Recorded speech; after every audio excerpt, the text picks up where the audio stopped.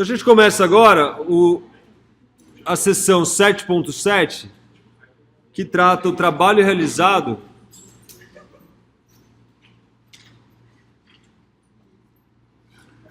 por uma força elástica.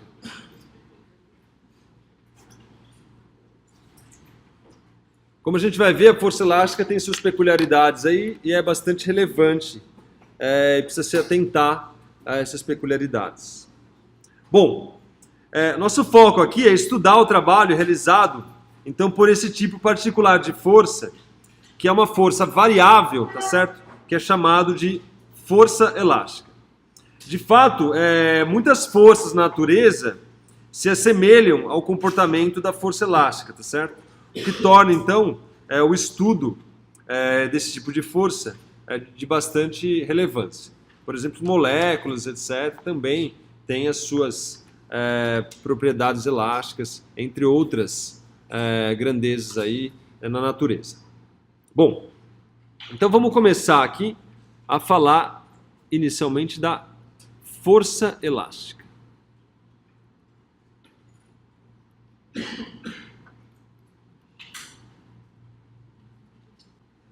Bem, enfim, a fim de estudarmos a força elástica, vamos dar uma olhada aqui nesse exemplo em especial. A gente vai começar então considerando uma mola que está relaxada, tá certo? Ou seja, ela não está nem comprimida nem alongada, está aí no seu estado estacionário, conforme aqui a minha figura A. Com essa mola presa a um bloco em sua extremidade, nós então começamos alongando, puxando o bloco para a direita, tá certo? Conforme a gente vê aqui na figura B. Nesse caso, a mola, então, ela puxa o bloco, exerce uma força elástica para a esquerda, tá certo? Tentando fazer com que ele volte para a sua configuração original. Note, então, que a força elástica ela tende a restaurar a situação de equilíbrio, tá certo? Se você esticar, ela tenta fazer você voltar para a situação original, puxando o bloco de você. Se você empurrar o bloco, ela empurra de volta, tentando retornar ele para a sua configuração inicial. Esse tipo de força tem um nome especial que é chamado de força restauradora. É importante se familiarizar com esse nome, porque existem outras forças na natureza que são forças restauradoras. Então, se a gente comprimir a mola, empurrando o bloco para a esquerda, a mola empurra o bloco para a direita. Se a gente puxa o bloco fazendo uma força para a direita, a mola então faz aí uma força no sentido negativo de x, tentando fazê-la retornar para a sua configuração inicial. Como uma boa aproximação, essa força Fs, que a gente chama de força elástica, que é a força de uma mola, ela é proporcional ao deslocamento, certo? Então, isso é que vocês precisam ter em mente. A força elástica ela é proporcional ao deslocamento. Sendo esse deslocamento, o deslocamento da extremidade livre da mola, tá certo? Então, aqui, ó, é minha extremidade livre, o meu deslocamento, então, nessa situação, é exatamente esse tamanho aqui, ó, que é o quanto a extremidade livre da mola é deslocada, certo? Então, a força elástica, visto que ela é proporcional ao deslocamento, ela pode ser escrita como F de S é igual a menos KD. E isso aqui é conhecido como lei de Hooke.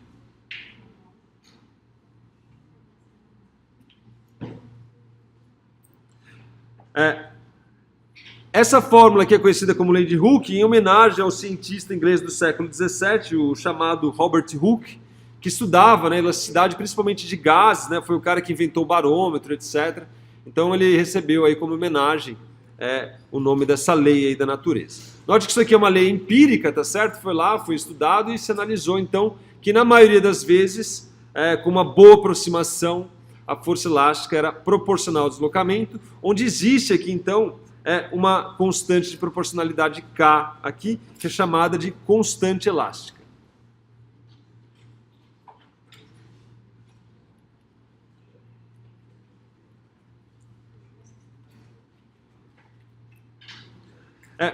Uma observação extremamente relevante aqui para as forças restauradoras é o sinal negativo presente aqui, tá certo? Então, esse sinal na lei de Hooke ele é de suma importância, indicando que o sentido da força elástica é sempre oposto ao sentido do deslocamento da extremidade, tá certo? Ou seja, se o deslocamento é positivo, a força é negativa. Se o deslocamento é negativo, a força é positiva. Isso é típico, como eu disse, de forças restauradoras. A constante de proporcionalidade K, como eu já disse, é chamado de constante elástica, ou também chamado constante de força. E ela basicamente mensura o quão rígido é a sua mola, tá certo? Então, variando de mola para mola, você vai ter aí uma constante elástica diferente. Pela lei de Hooke, é fácil notar que quanto maior o K, ou seja, quanto maior a rigidez da mola, maior vai ser a força da mesma, tá certo? Para um dado deslocamento.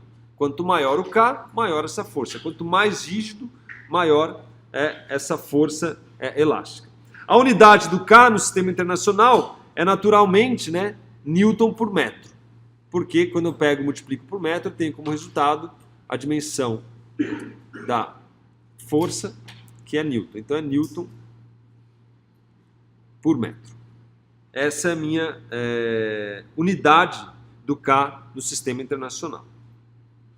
Bom, na figura 7.11, por exemplo, se o X é positivo, ou seja, a mola está alongada para a direita, o F é negativo, puxando o corpo para a esquerda.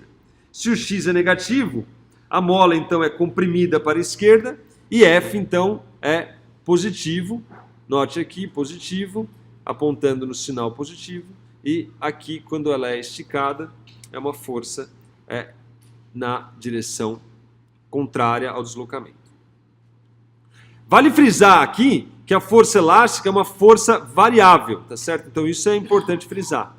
Força elástica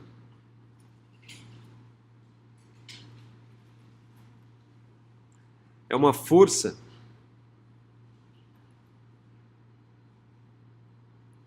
variável.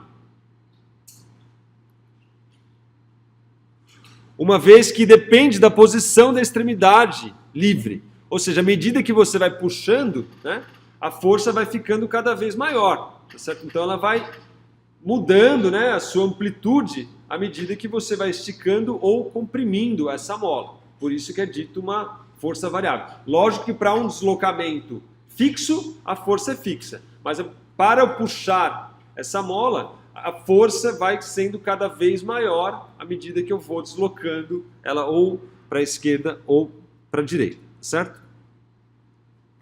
Outra observação importante é que dá para observar diretamente da lei de Hooke, é que a força Fs ela é linear com a distância. Ela é linear com o deslocamento. Ou seja, se eu dobrar o deslocamento, a força dobra também, tá certo? Se eu dobrar a minha compressão, a força restauradora vai ser 2 vezes maior. Se eu triplicar, vai ser 3 vezes maior e assim por diante. Não precisava ser assim, tá certo? A natureza poderia agir de forma diferente, mas é assim que é. É assim que a natureza se comporta para as forças elásticas. É linear com a distância. Então, essas duas observações são extremamente importantes. A força elástica é uma força variável e ela é linear com o deslocamento. Bom, definida aí a força elástica e a lei de Hooke, vamos então nos adentrar aqui no trabalho realizado por uma força elástica. Então,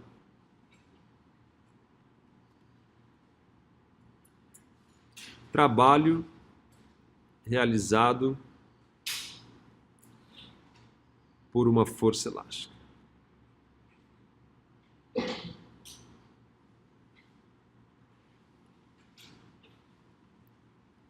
Bom, a fim de determinar o trabalho realizado pela força elástica, a gente vai fazer duas hipóteses aqui para simplificar, tá certo? Então, a hipótese 1 é que a mola é sem massa.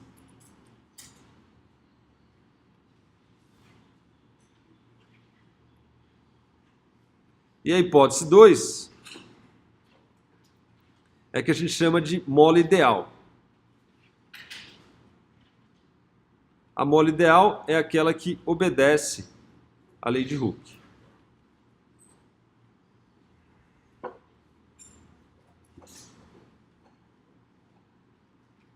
Obedece a lei de Hooke.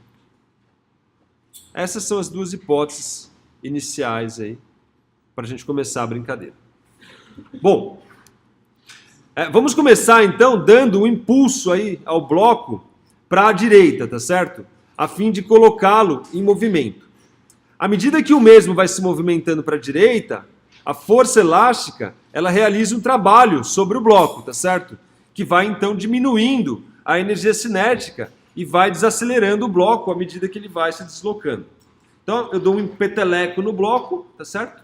Ponho ele em movimento, a força elástica então começa a atuar, fazendo com que a energia cinética vá diminuindo cada vez mais até o momento que ele pare. Vale frisar aqui, no entanto, que a gente não pode calcular o trabalho.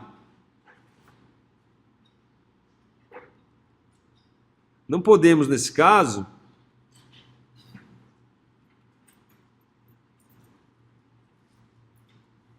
calcular o trabalho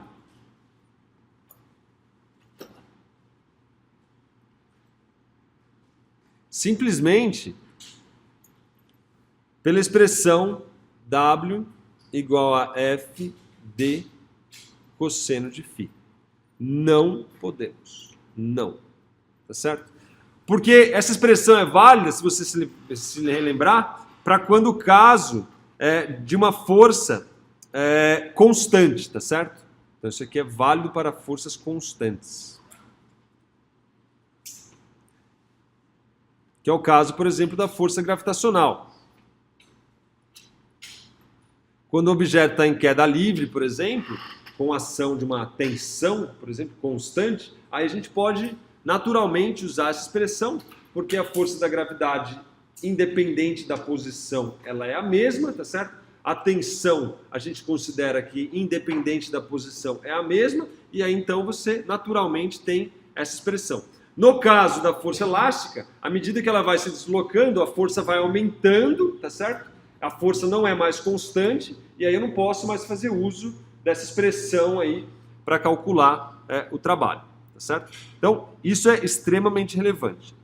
Então, no caso, como a gente já viu, né, para cada D, a gente tem uma força diferente, sendo a força elástica variável. E aí, então, essa expressão simplesmente não funciona.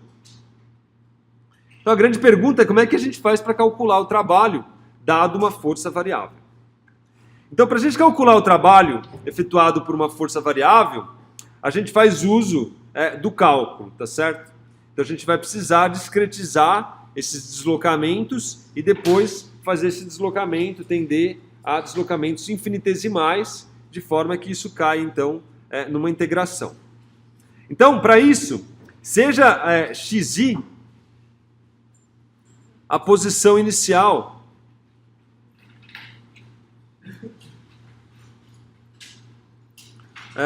do bloco e xf a posição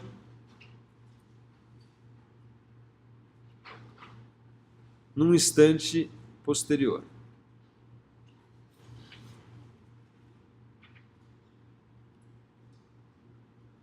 Bom, para a gente idealizar, né, deduzir, fazer uso do cálculo para calcular o trabalho, o que a gente vai fazer? Nós vamos dividir a distância entre essas duas posições em muitos segmentos, tá certo? Cada um com um pequeno comprimento ΔX, que serão então enumerados aí de 1, 2 e assim por diante. Então a ideia aqui, ó, é pegar a minha mola aqui, tá aqui, numa certa posição, numa certa posição xi, e à medida que ela vai então se locomovendo aqui, esticando a molinha aqui, até uma certa posição XF, nós dividimos esse intervalo aqui, esse deslocamento dela aqui, em vários deslocamentos menores. Então você tem aqui um deslocamento x1, um deslocamento x2, um deslocamento x3 e assim por diante. Tá certo? Então a gente discretiza em vários intervalinhos aqui delta x, tá certo?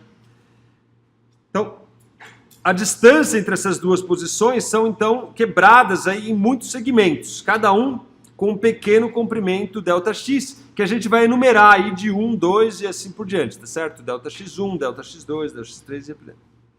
Quando o bloco se move no interior de cada um desses segmentos, ou seja, daqui, por exemplo, até aqui, a força elástica, se esse ΔX for muito pequenininho, ela é praticamente constante, tá certo? Não varia, porque o ΔX é bem pequenininho, então a força varia de um D mais ΔX, então a gente pode considerar como se a força ali fosse constante. É óbvio que é uma aproximação, tá certo? Mas é totalmente aceitável, desde que o ΔX seja bem pequenininho, tá certo?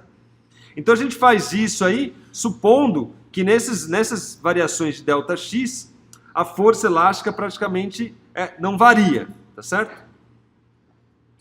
Já que a gente supõe, né, que esse segmento é tão curto que o x é praticamente constante, né? Xi é aproximadamente igual a xi mais ΔX. Se o ΔX, obviamente, tender a zero, né? For um ΔX muito pequeno. Dessa maneira, então, a gente pode aproximar o módulo da força entre um xi e xi mais ΔX como se ele fosse constante dentro de cada segmento, certo? Bom, aí, dito isso, né, o que a gente começa a fazer? A gente rotula cada uma das forças dentro de cada segmento. Então, a gente fala aqui, ó, que nesse ΔX1 aqui, a gente tem uma certa força Fx1. Que nesse ΔX2 aqui, a gente tem uma certa força Fx2 e assim por diante. Nesse outro ΔX aqui, a gente tem uma força Fx3, que é praticamente constante se o ΔX tende a zero.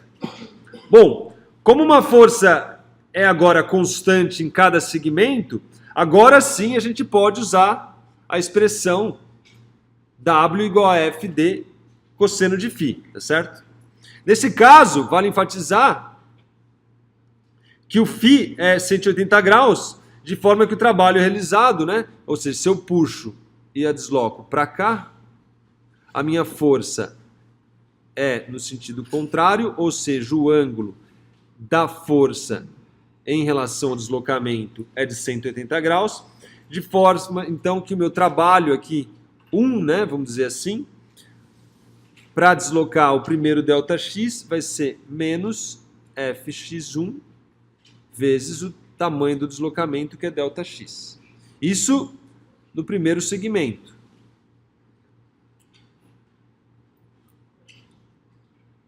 Que eu levo, o primeiro segmento seria levar de x1 até x1 mais ΔX. Tá certo?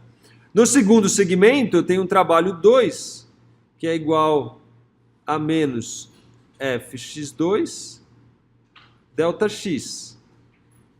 Isso aqui no segundo segmento. Nesse segundo segmento, eu levo ela de x2 até x2 mais ΔX. E eu vou fazendo isso sucessivamente, tá certo? Vou fazendo isso assim por diante, um por um.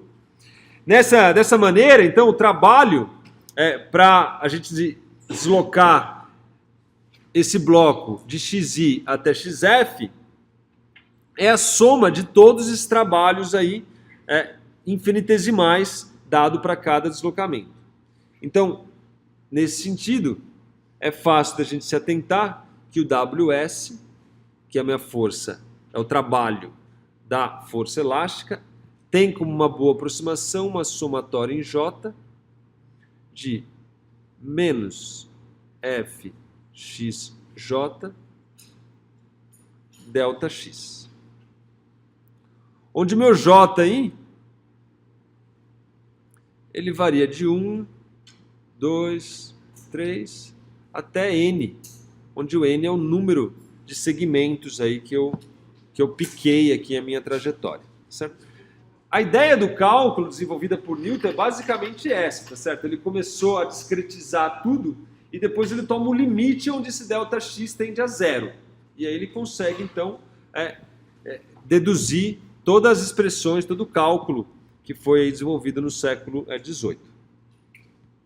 Então, no limite em que o ΔX tende a zero, essa aqui é a minha expressão, então, discretizada. E no limite que o meu ΔX tende a zero, nós trocamos, então, essa somatória por uma outra simbologia, tá certo? Que é uma simbologia moderna, que é a nossa simbologia da integral. Então, tomando esse limite, a gente escreve isso como sendo menos a integral de xi até xf de f dx dx. É via integral, então, que a gente calcula o trabalho de uma força elástica. Certo? Agora eu tenho a expressão da força, dado que o módulo de f de x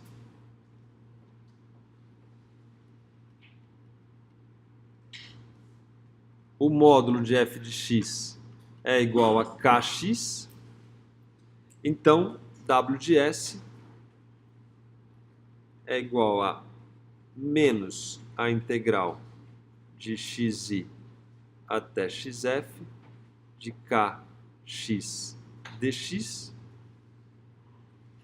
Isso aqui, a constante, posso tirar fora da integral, menos k, integral de xi até xf de x dx, cujo resultado é qual é a função cuja derivada me dá x. A função cuja derivada é x ao quadrado sobre 2, então isso aqui vai me dar menos k, x ao quadrado sobre 2. Quando eu derivo, você vê que dá exatamente o integrando, dá o x, e aí nos limites de xi até xf. Já chegaram em cálculo integral com limite, etc? Não. Mas a integral, sim, de polinômio. Também não. Então, basicamente, o que você faz? É uma derivada, né? Que você tem que saber qual é a função cuja derivada me dá o integrando.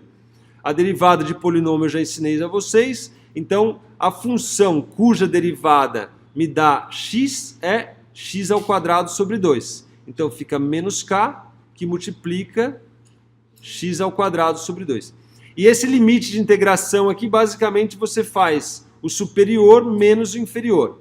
Então, qual que é a brincadeira? Vai ficar menos k sobre 2.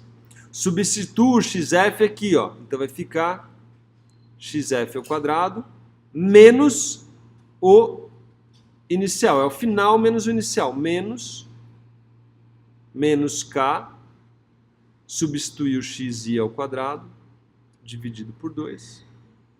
Se você fizer as contas aqui, isso aqui vai me dar 1/2 de kx i ao quadrado menos 1/2 de kxf ao quadrado. Então, esse é o trabalho exercido pela mola sobre o bloco, quando eu levo o bloco de uma posição xi até uma posição xf. Então, isso aqui é o trabalho da força elástica.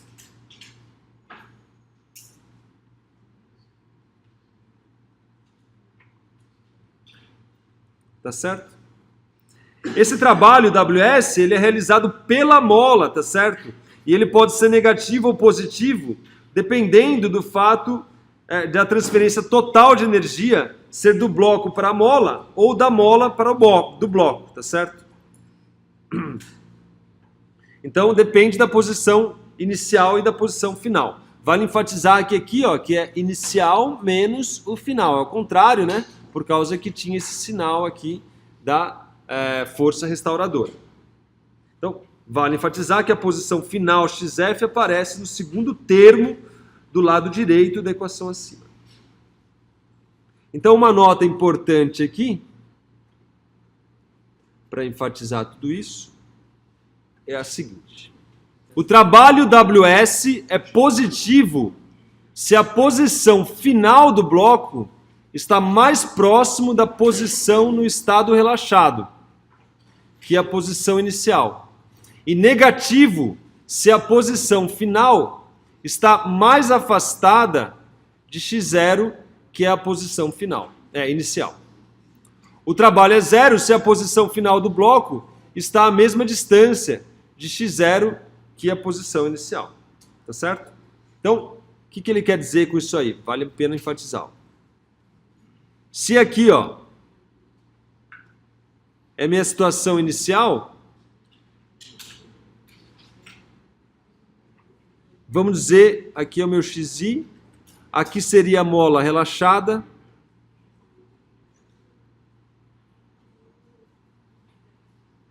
então, ó, esse trabalho é positivo se a posição final do bloco está mais próxima, ou seja, se ele tiver nessa região aqui, ó, daqui até aqui, ou mesmo até aqui, ó, onde esse tamanho aqui é exatamente o tamanho do xi, se o seu bloco na posição final tiver entre esses dois valores,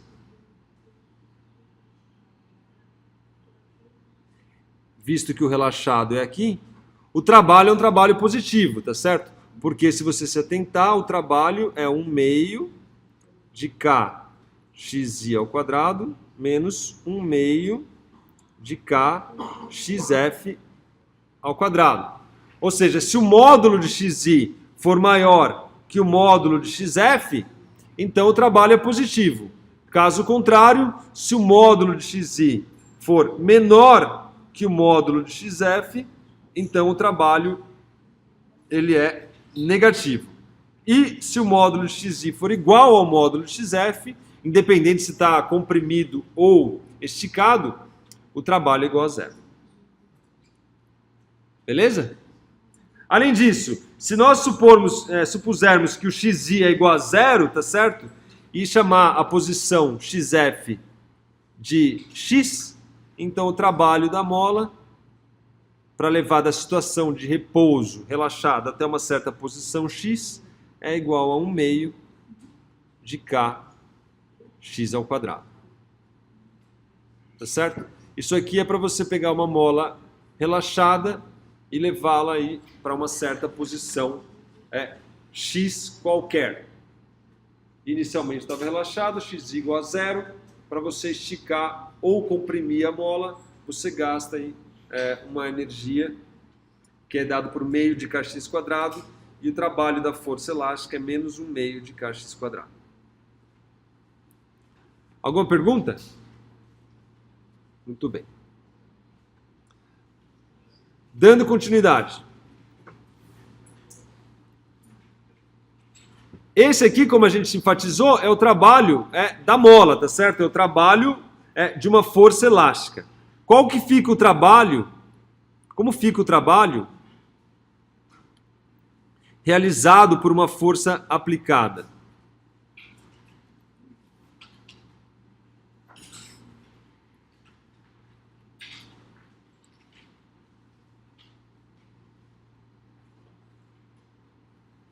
Então, suponha agora que nós vamos deslocar o bloco ao longo do eixo X, mantendo uma certa força FA aí aplicada ao bloco, tá certo? Durante o deslocamento, a força aplicada vai realizar um trabalho sobre um bloco, tá certo? Que é um trabalho dado por WA. Então, WA é o trabalho realizado por uma força externa.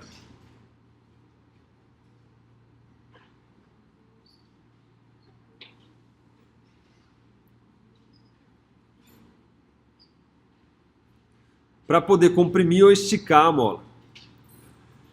E essa força, então, esse trabalho ele é realizado, né, enquanto a mola, por sua vez, executa também um trabalho WS. Então, WS é o trabalho realizado pela mola.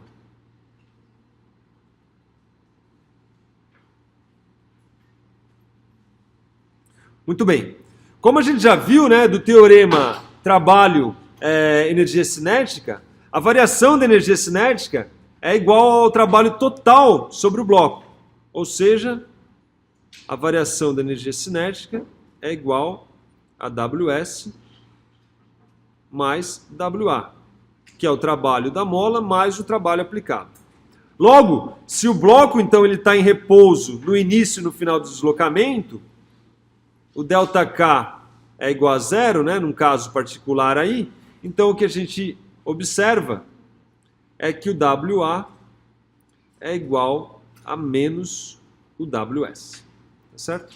Ou seja, a energia que é gasta para comprimir uma mola ou esticar essa mola é dado por 1/2 de kx ao quadrado, sem o sinal negativo, certo? Note que esse resultado é válido mesmo se a mola tiver uma certa velocidade inicial e final. A única coisa que precisa para esse resultado aqui ser verdadeiro é que a variação da energia cinética seja igual a zero. Dado uma variação de energia cinética igual a zero, o trabalho aplicado é menos o trabalho realizado pela mola. Tá certo? A quantidade de energia que eu gasto para comprimir uma mola do seu posição relaxada até uma certa posição x é igual a 1/2 de kx quadrado.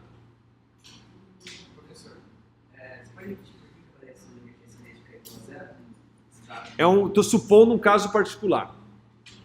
Então não é em geral. Se a variação da energia cinética for igual a zero, o trabalho realizado é igual a menos o trabalho realizado pela força elástica. Nesse caso. Mas eu poderia pegar ela com, sei lá, 0 e comprimir, ela está com 3. Aí já não é mais verdade. Você tem que levar em conta o ΔK, que é a variação da energia cinética. Mas o teorema é válido sempre, tá? Esse teorema trabalho energia cinética, ele é válido mesmo para forças variáveis. Ele é sempre válido.